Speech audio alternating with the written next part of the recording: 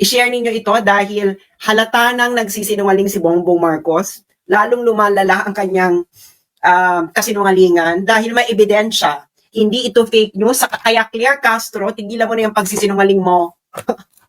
Tigilan na sana ni Claire Castro ang kanyang pagsisinungaling at ni Bongbong Marcos. Okay, so sana yung mga sundalo at pulis makinig sa akin dahil niloko kayo ni Bongbong Marcos. Which is what's going to be revealed. And hindi ito fake news because this is based on evidence galing mismo sa ICC. Isang magandang araw po sa ating lahat. Welcome po sa ating channel, no? So, sa mga ka-DDS dyan, may bago po tayo pag-uusapan sa ngayon. So, ito po yung sinisiwalat ngayon ni Ma'am Sas Roganda Sasot. Napakaganda po. Nahuli niya si PBM. Tsaka si Attorney Claire Castro. Alam yun, dito, explain niya lahat kung ano yung mga pinaggagawa ngayon ni PBM sa ginawa niya kay Tatay Digong para madala sa Netherlands. Alam niyo yun? So ito, kasi iba yung sinasabi ni BBM, di ba? Sa nation. So ngayon, bubulabugin ngayon ni Ma'am Sas Roganda Sasot. Ito yung, alam mo yun, ito yung totoo eh. Di ba? Ito yung totoo na dapat malaman ng taong bayan. So, pero bago po tayo papunta doon, meron muna ako papakita sa inyo. Ito po yung kaganapan sa London. So, grabe, first time talaga nangyari to. Ito, panoorin nyo na lang. Okay, bibilang Taas! Sandali, bibilang ako ng 10. Itaas! Taas yung taas! Taas! Bibilang ako ng 10.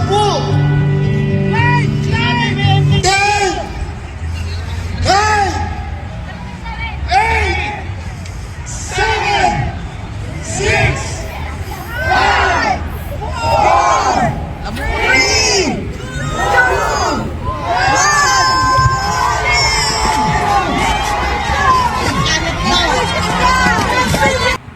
1. Yun. Grabe. Yun. Tinunit talaga. Yun yung dapat talaga sa'yo eh. Galit na galit sa'yo yung taong bayan ngayon sa pinagagawa mo.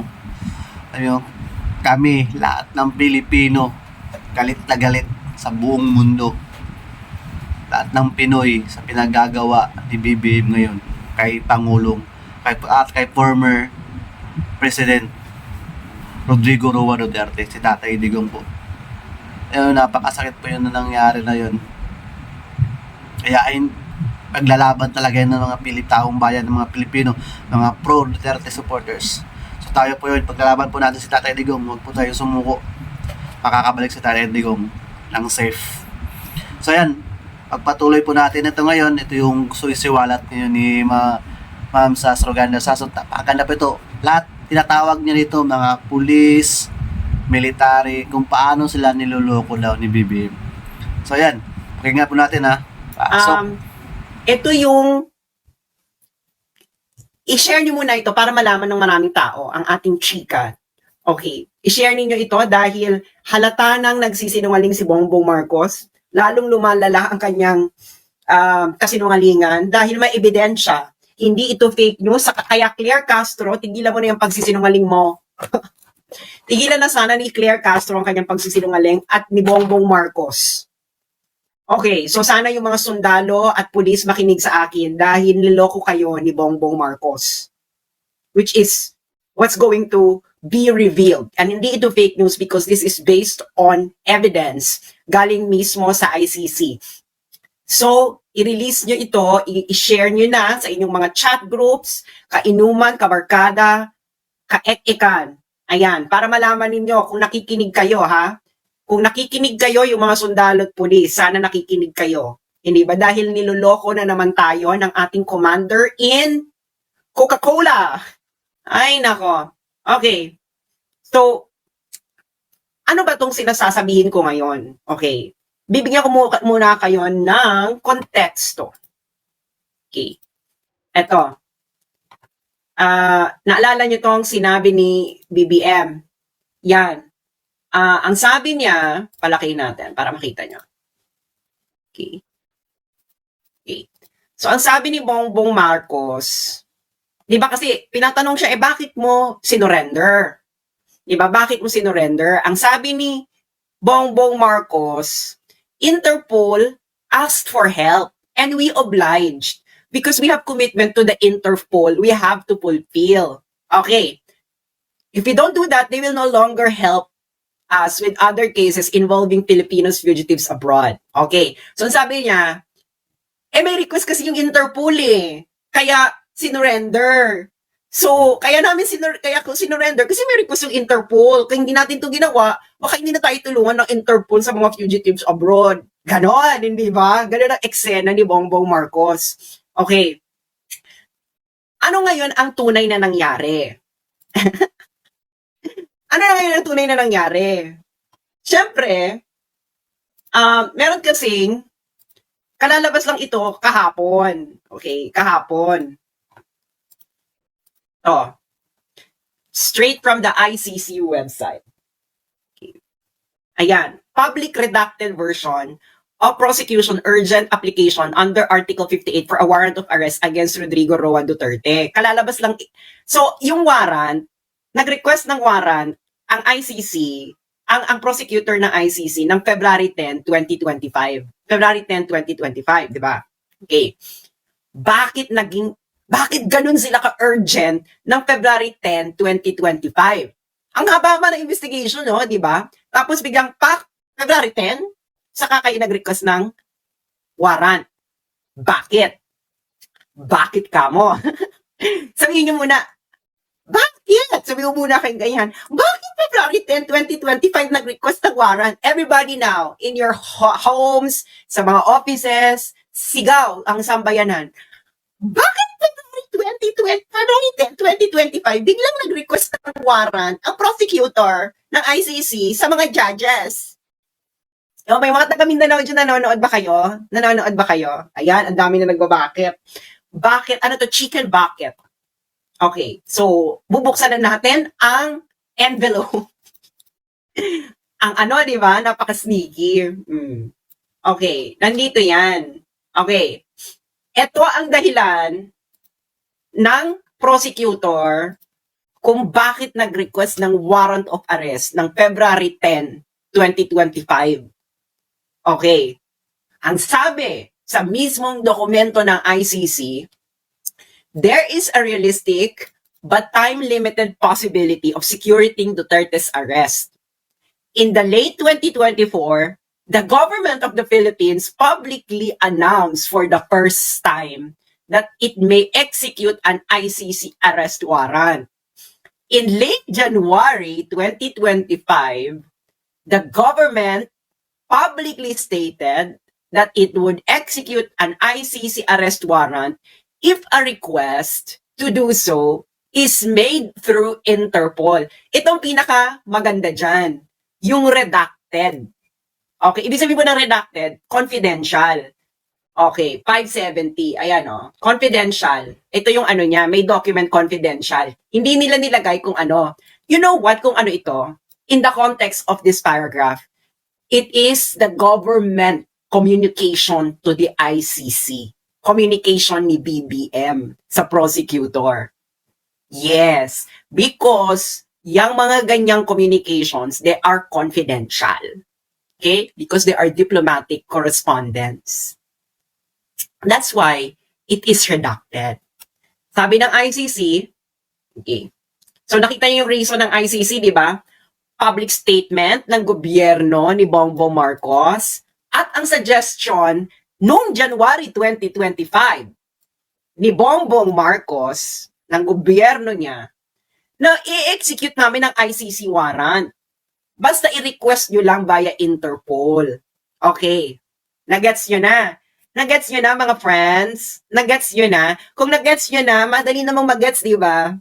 Di ba? Gets. Okay. Tapos, after nun, biglang may redacted. Di ba? Kasi kung public announcement yung redacted, hindi mo naman i-redact. Kaya yan ay official government communication to the ICC, kaya redacted. Nagets nyo? Okay? Usually kasi pag diplomatic correspondences na ganyan, redacted yan. Okay? So, niredact nila. Okay? should this eventuate, the prospects of arresting Duterte will likely disappear. So, ano ibig sabihin yan? Kung mangyari ito, okay, should this eventuate, the prospect of Duterte will likely disappear. Ano yung dito sa redacted? Ano dito yung sa redacted? Magkatabing sentence eh. Ano dito yung sa redacted? Ang sinabi ng ICC na should this eventuate. Ano yung ibig sabihin nun? Ibig sabihin na should eventuate, kung mangyari ito, ang possibility na ma-arrest natin si Duterte ay mawawala. Okay. So may sinabi ang gobyerno ni Bongbong Hindi, Marcos or anyone, okay? Napakalupit Si talaga ni Bongbong Marcos, BBM. whoever, Mga kadides. nandito yan sa redacted. Ngayon, nangamba ang ICC doon dito sa Kalain mo yun. nakalagay sa redacted. Nililito lang yung Na kung mga taong mangyari yung bayan. nakalagay sa Pero redacted, baka hindi ang na nila kapakanan ma-arrest si talaga. Digong. gobyerno niya. Ano yung Gobyernong binalaan? Marcos. Ano yung binalaan nyo sa ICC? Yung gumawa ng paraan. Bongbong. Para may Na kung padala mangyari sa yun, Tate baka Digong hindi sa na nila Netherlands. ma-arresto si Digo. Ano yan? Baka matanggal ka sa pwesto? Kaya, nangamba ang ICC na kung mawala ka sa pwesto, ay baka hindi na nila ma-arresto si Duterte. Nagets nyo na. Kaya, isang malaki na namang budulero ang ating commander in Coca-Cola. O kayo nagbigay eh. O, kayo, February 10, 2025, nag-apply ng warrant urgent. Bakit urgent? Kasi, kaya urgent, dahil nga, dito sa redacted, kung mangyari itong nakalagay dyan sa confidential information, baka hindi na raw maaresto si Digong. Ano kaya yun? Philippine government. So, you are actively nakikipagsabwatan kayo sa ICC. Okay? Hingi lang naman ng tulong ang Interpol. Yan ang gusto mong ipahatid sa nasyon, sa mga pulis at mga sundalo. Na humingi lang ng tulong ang Interpol. Pero ang buong katotohanan, ikukubli. Kayo ay actively nakikipagsabwatan sa ICC. So, ibig sabihin, ang chance talaga ng ICC ay dapat nandyan si Bongbong Marcos. Yun ang ibig sabihin yan. Yung sinasabi ni Bongbong Marcos na siya ay hindi sumusunod lang kami sa Interpol. Isa itong malaking kasinungalingan. Sila mismo ang nagsabi sa ICC kung papaano gawin. Ngayon, kaya nila sinuggest na para sa Interpol, ito ay for public communication purposes. Para hindi lumitaw na actively talaga silang nakikipagsabwatan. So, kailangan mo ng middleman. Alam niyo yung gano'ng eksena, di ba? Alam niyo yan. Alam niyo yan. Halin tulad ko yan. Halimbawa, nanliligaw ka. Tapos nahihiya ka. Tapos ang gagawin mo, kukuha ka ng middleman, hindi ba? Na, uy, bigay mo itong sulat ko, sabihin mo. Huwag mo sabihin kung kanino galing. Ganon. Ganon Bongbong ang nangyari. So, ikaw, tigilan nyo na yung pagkukunwari. You actively participated. Kayo ang nagbigay. Kayo ang nagbigay ng way. The best way. Diba? Ganito na lang. Parang ganito yan eh. ICC. Gusto na namin mawala si Digong dito sa eksena. Okay? Pero ganito gawin natin kasi baka baka masama sa panlasa kung talagang actively kaming lalabas na ipakukulong namin si Digong. Ganon. Kaya ang sabi ng gobyerno ni Bongbong, i-execute namin ng warrant pero padaanin niyo sa Interpol. Ganon. Diba? Ganon, diba? Oh, ganon ang nangyari. Hindi ba? Kung ano yung sinasabi ni Bongbong, yun din ang nakalagay dito sa ICC document na kaka-release lang kahapon. na sumusunod lang naman kami sa Interpol. Eh, gago ka ba? Bakit hindi ka susunod? Eh, ikaw nga nag-suggest. Ang gobyerno mo nga ang nag-suggest. Ang gobyerno ni Bongbong Marcos ang nag-suggest sa ICC na padaanin niyo sa Interpol. Ngayon, si Bongbong, sasabihin niya sa nation, nag-request kasi ang Interpol eh. Gag. See? Kaya mo tinupad. Kaya mo tinupad yung request ng Interpol na ikaw ang nag-suggest na padaanin sa Interpol. Na pag pinadaan sa Interpol, isi-serve ang warrant of arrest.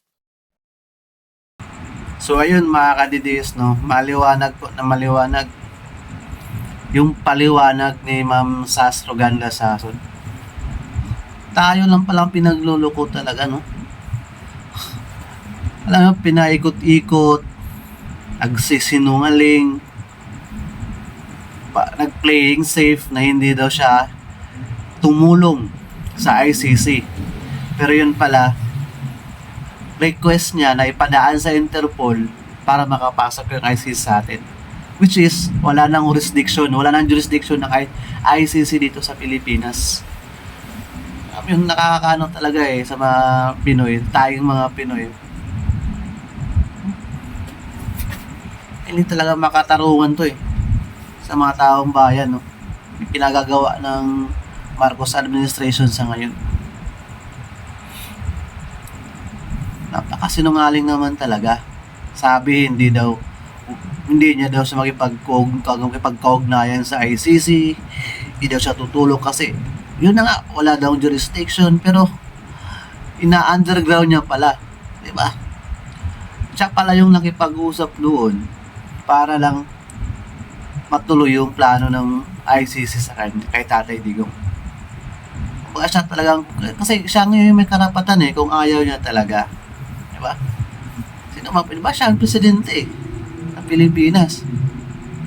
Kung ayaw niya talagang mangyari yun, dapat siya mismo pinigilan niya na.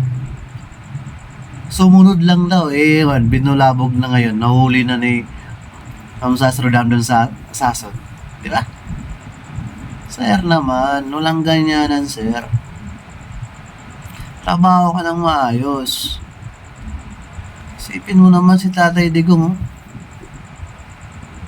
tumanda na yan, pero alam yun, daming nagmamahal yan na tao. Amis. Ramdam nyo na ngayon yan kung gaano si Tatay Digong kamahal ng taong bayan. Hindi lang sa Pilipinas, lahat ng buong mundo, kung saan yung mga Pinoy, makikita mo talaga suporta kay Tatay Digong. Kasi sa panahon niya, yung mga adik wala, safe yung kalsada. Uuwi ka nang hindi ka natatakot maglakad sa kali. Alam yun?